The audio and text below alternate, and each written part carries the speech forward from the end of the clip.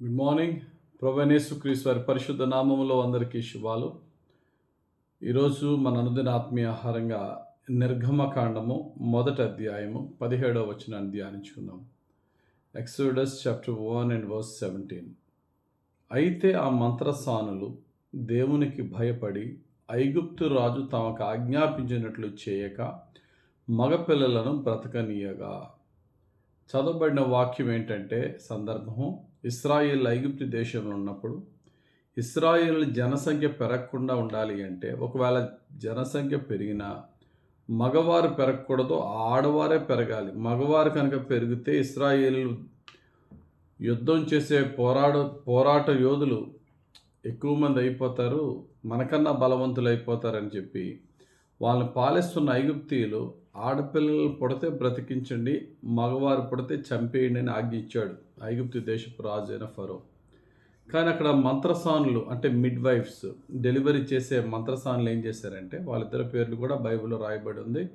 నిర్గమాకాండం మొదటి అధ్యాయం 15వ వచనంలో షిఫ్రా, పూయా అని ఇద్దరు మంత్రసానులు ఏం చేశారంటే, రాజాజ్ఞను మీరి చంటి పిల్లలు పుట్టుతున్నప్పుడు మగపిల్లల్ని పీక పిసికి చంపేయమన్నాడు, నదిలో పాడేయమన్నాడు, చాలా కఠినంగా చంపేయమన్నాడు. అయినా వాళ్ళని చాలా జాగ్రత్తగా డెలివరీ చేసి కాపాడారు. రాజు చెప్తే చిన్న అబద్ధం ఆడారు. ఏమని? అయ్యా, మేము చంపుదామనే వెళ్ళాము, కానీ ఐగుప్తీయుల స్త్రీలు వంటి వారు కాదు హెబ్రీలు, వారు చాలా బలవంతులు, పెయిన్స్ వస్తున్నాయి, లేబర్ పెయిన్స్ వస్తున్నాయి అని మాకు కబురు వచ్చిన వెంటనే మేము వెళ్ళే లోపలనే డెలివరీ అయిపోతుంది, ఇంకా వాళ్ళ చేతులు ఉన్న పిల్లలు మేము ఎలా లాగి చంపుతాము అని అబద్ధమాడి తప్పించుకున్నారు. కాకపోతే వీరిద్దరి యొక్క మంచి మనసు వల్ల ఇశ్రాయేల్లో పురుషుల సంఖ్య పెరిగిపోయింది. చాలా జనసంఖ్య పెరిగి మంచి బలమైన జనాంగ ఇశ్రాయేల్ మారారు. ఇక్కడ ఈ యొక్క ఇద్దరు స్త్రీలకి దేవుడు ఇచ్చిన రివార్డ్ ఏంటో చూడండి. అదే నిర్గమాకాండం మొదటి అధ్యాయం 21వ వచనం. ఆ మంత్రసానులు దేవునికి భయపడినందున ఆయన వారికి వంశాభివృద్ధి కలుగజేసెను. వాళ్ళ యొక్క వంశాన్నే దేవుడు దీవించాడట. పిల్లలను చంపమని ఫరో చెప్తే బ్రతికించారు. వాళ్ళెవరు? ఐగుప్తీయులకి ఇశ్రాయేలీలు బానిసలు. వాళ్ళకి రక్త సంబంధం కానీ స్నేహం కానీ లేదు. కానీ మానవతా దృక్పథంతో ఆ పని చేయలేకపోయారు. ఆ మంచి మనసును బట్టి దేవుడు వారికి సంతాన అభివృద్ధి చేసి వారి జనరేషన్స్ని దీవించాడు. కానీ కఠినంగా వారి పిల్లల్ని చంపేయమని రాజాజ్ఞ చేశాడు కదా ఫరో. మరి ఆ ఫరోకి పట్టిన గతి ఏంటి? ఐగుప్తు దేశం నుండి ఇశ్రాయేలీలను కానాను దేశాన్ని నడిపిస్తున్నప్పుడు పంపమంటే పంపకపోతే 10 రకాల తెగుల్లో 10వ రకమైన తెగులు ఇశ్రాయేలీలను రక్షించి ఆ ఐగుప్తు దేశంలో ఉన్న ఐగుప్తీయుల జ్యేష్ఠ కుమారులందరినీ హతమార్చగా ఫరో తన యొక్క జ్యేష్ఠ కుమారుని పోగొట్టుకున్నాడు. నిర్గమాకాండం 12వ అధ్యాయం 29వ వచనంలో ఉంటుంది. గమనించండి, ఇశ్రాయేలుకు మేలు చేసిన మంత్రసానుల యొక్క వంశము ఆశీర్వదింపబడింది. ఇశ్రాయేలుకి కీడు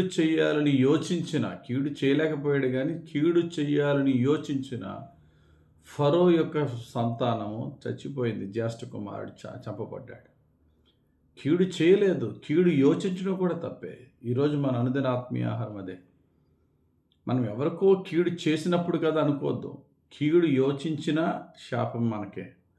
మనం మేలు యోచించామంటే మేలు మనకు వస్తుంది. ఎప్పుడు కూడా ఎతటవానికి కీడు యోచించొద్దు, తలపుల్లో కూడా కీడు యోచించొద్దు. బైబిల్లో మహాజ్ఞాని సొలొమోను చక్కటి మాట చెప్తారు. సామెతల గ్రంథం 14:22లో, కీడు కల్పించు వారు తప్పిపోదురు, మేలు కల్పించు వారు కృపాసత్యములు నొందుదురు. మేలు కల్పించు వారికి, మేలు చేసేవారు కాదట, మేలు చేయడానికి హీ హూ ఇంకా ప్లాన్ ఇంప్లిమెంట్ చేయలే. మంచి చెయ్యాలి అనే ప్లాన్ ఉంటే చాలట, దాన్ని బట్టి నీకు దేవుడు మంచి చేస్తాడు. బైబిల్లో ఎదటవానికి కీడు యోచించి నాశనం అయిపోయిన వారు ఉన్నారు. అహీతోపేలు దావీదుని చంపడానికి అద్భుతమైన ప్లాన్ వేశాడు. ఆ ప్లాన్ అభిషేలోము తీసుకోనందువల్ల ఇన్సల్ట్తో అహీతోపేలు తన ప్లాన్ సక్సెస్ అవనందుకు తనకు తాను ఉరిపూసుకుని చచ్చాడు. దావీదుకి నాశనం కలిగించాలని వికెడ్ ఈవిల్ ప్లాన్, దుర్మార్గపు ప్లాన్ వేశాడో ఆ యొక్క దుర్మార్గపు ప్లాన్ వల్ల అతనే నాశనం అయిపోయాడు. దానియేలుని ఎలాగన్నా సింహాల బోర్లో చంపేద్దామని చక్రవర్తి దగ్గర ఉన్న పెద్దలందరూ యోచించారు. కానీ దానియేలుని దేవుడు బ్రతికించాడు. ఆ ప్లాన్ వేసిన వారే చంపబడ్డారు. కానీ ఇందాక మనం చూసాం కదా, ఇద్దరు స్త్రీలు షిఫ్రా పూయా బ్రతికించాలని ప్రయత్నించగా దేవుడు వీరు వారిని బ్రతికించినప్పుడు ఐగుప్తీయులైనా యెహోవా దేవుడు అంటే తెలియని వారైనా దేవునికి భయపడి ఆ తప్పు చేయనందువల్ల వీరి యొక్క సంతానం ఆశీర్వదింపబడింది. భక్తుడైనటువంటి ఇర్మియా నీళ్లు లేని గోతులో పడవేయబడినప్పుడు అందరూ ఇర్మియా పట్ల కఠినంగా ఉంటే ఎబెద్మెలెకు రాజును బ్రతిమలాడి ఇర్మియాను పైకి లేపాడు, కాపాడాడు. దానివల్ల దేవుడు విడిచిపెట్టలేదు. బబులోను రాజైన నెబుకద్నెజరు సర్వనాశనం చేసినప్పుడు దేవుడు ఎబెద్మెలెకును దేవుడు కాపాడాడు. కాబట్టి మన జీవితంలో ఎప్పుడు దేవుడి నుండి మేలు వస్తుందో మనకు తెలియదు. మనం దాని గురించి పట్టించుకోవాల్సిన పని లేదు. మనం పట్టించుకోవాల్సిన పని ఏంటంటే మన డైలీ రొటీన్ లైఫ్లో చేతనైనంత వరకు ఎదటవానికి మేలు చేద్దాం. మన ఆలోచనల్లో కూడా కీడు ఎవ్వరికి కల్పించొద్దు. కీడు కల్పించి ఉద్దేశించేవారు తప్పిపోదురు, మేలు కల్పించేవారు కృపా సత్యము నొందుదురు. దేవుని కృప, దేవుని సత్యాలు మనం పొందుకుంటాం.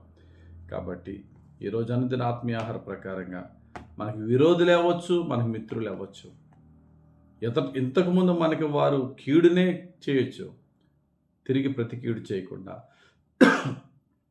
మన తలపులో కూడా వారికి మేలుకరంగా ఆలోచన చేద్దాం. మాటలో, క్రియలో ఇతర వారికి మేలు చేస్తూ ఉందాం.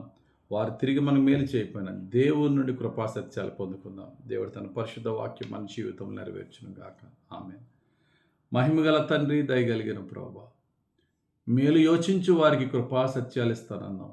ఎల్లప్పుడూ అందరికీ మేలు యోచించి నీ కృపా సత్యాలు పొందుకునే భాగ్యం దయచేయండి. ఎన్నడూ కూడా మాకెంత నష్టపరిచినా ఎవరికి మేము కీడు యోచించకుండా, కీడు కల్పించకుండా మమ్మల్ని రక్షించమని, నీకు ప్రీతికరంగా నీ హృదయానుసారంగా మమ్మల్ని నడిపించమని యేసయ్య పుణ్యనామంలో ప్రార్థించి వేడుకొంచున్నాం తండ్రి.